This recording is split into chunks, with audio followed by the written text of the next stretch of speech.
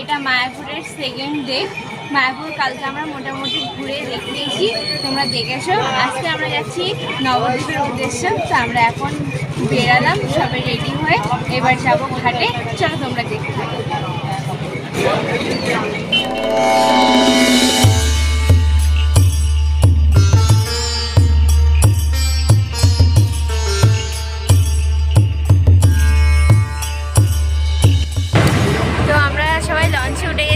এই পেছনে দেখতে পাচ্ছ নদী, এবার স্টার্ট হচ্ছে।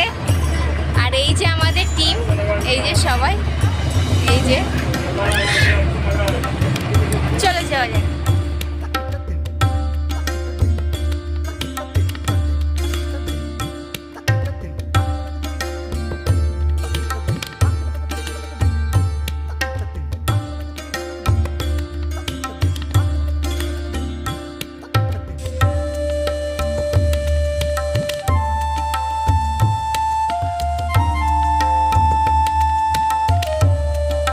তো বন্ধুরা, আমরা এখন গঙ্গার মাঝ বরাবর চলে এসেছি, যেখানে খুবই সুন্দর একটা অবিশ্বাস্যকর দৃশ্য দেখা যায়, যার একটু তুলনা হয় না। মানে কি বলবো, আমরা জানি যে তেলে জলে মিশ হয় না, কিন্তু দুরকম জল পাশাপাশি থেকে কীভাবে মেশে না বুঝি না। এই দেখো গঙ্গা আর যমুনা, এই পাশটা হচ্ছে যমুনা, এই যে কালো জলটা, আর ওই পাশে হলো গঙ্গার জল সাদা যেটা। দেখো কত সুন্দর লাগছে। এর আগে মানে লোকের মুখে শুনেছি আর ফোনে দেখেছি, কিন্তু চোখের সামনেই দেখা জিনিসটা প্রথমবার দেখছি। কত সুন্দর যে লাগছে কি বলবো। দেখো বন্ধুরা, দূর থেকে দেখা যাচ্ছে ওই লঞ্চটা, ওটা এখন আমাদেরকে ক্রস করে ওটা চলে যাচ্ছে মায়াপুরে, আর আমরা এখন নবদ্বীপে ঢুকছি। সত্যি খুবই সুন্দর একটা দৃশ্য। আমি দেখতে দেখতে কখন যে নবদ্বীপে পৌঁছে গেলাম বুঝতেই পারলাম না। দেখ লঞ্চটা দাঁড়িয়ে পড়েছে, নবদ্বীপে চলে এসেছি আমরা। এবার আমরা সবাই নেমে পড়ব।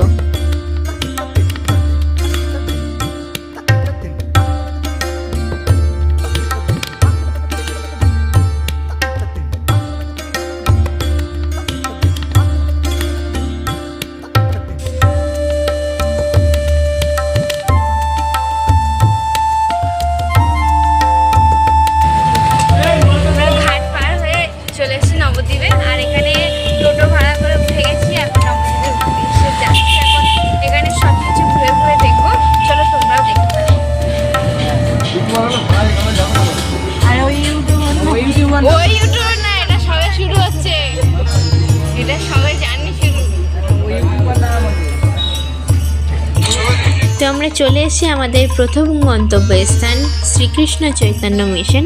এখানে গোপন বৃন্দাবন দেখা যায়, যেটা মাটির নিচে। তো আমরা মাটির নিচে চলে এসেছি।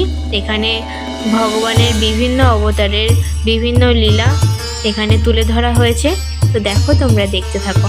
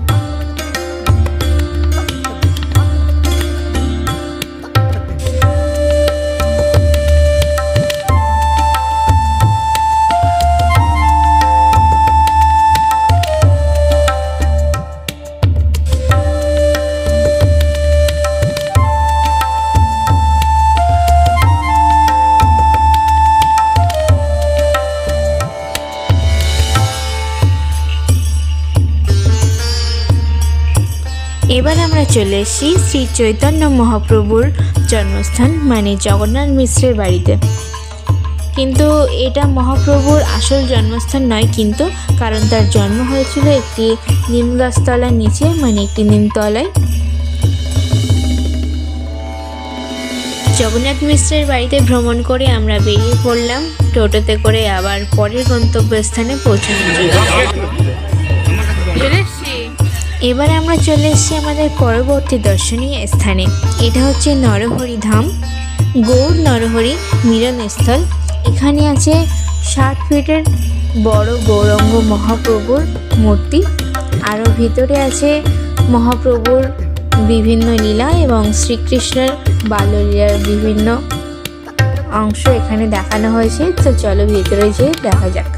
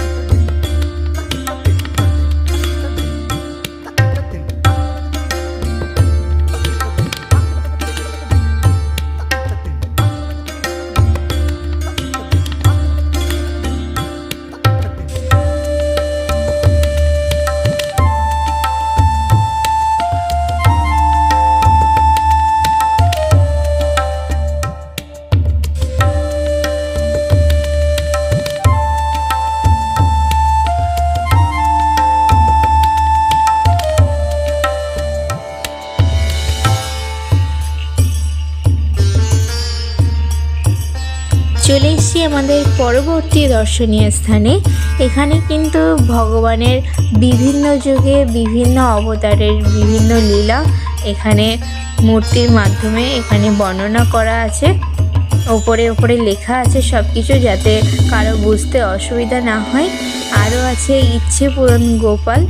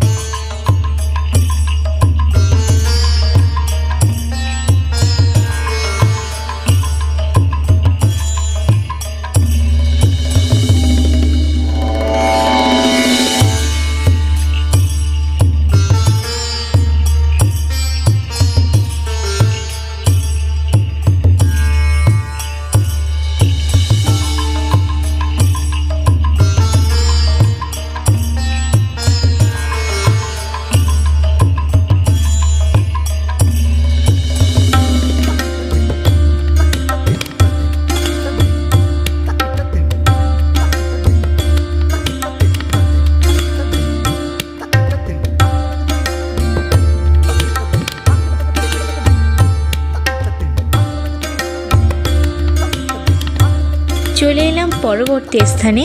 এখানে আছে সোনার গৌরাঙ্গ। ভিতরে যে সিংহাসনটা দেখতে পাচ্ছ সেই সিংহাসনের ডান দিকের গৌরাঙ্গটাই সোনার গৌরাঙ্গ। চলো দেখে নাও।